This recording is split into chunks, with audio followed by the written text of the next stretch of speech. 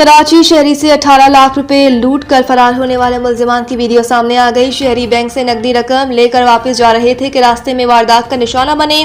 Report हमजाबाद से। Police से बेखौफ लुटेरों की लांडी नंबर 6 में दिन दिहाड़े राह चलते शहरी से डकैती की वारदात की सीसीटीवी फुटेज सामने आ गई।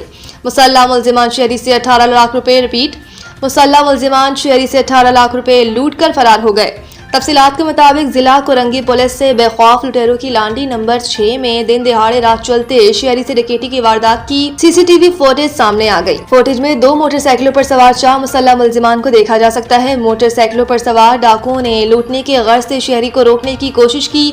मुसल्लह मुलजिमान को देखकर शहरी घबराहट का शिकार हुए, ताहम मुलजिमान ने शहरियों की चलती मोटरसाइकिल से गिरते ही वारदात अंजाम देना शुरू कर दी। मुलजिमान बिना किसी खौफ के लाखों रुपए नकदी लूट कर फरार हो गए। वारदात का निशाना बनने वाले शहरी से 18 लाख रुपए नकदी लूट ली।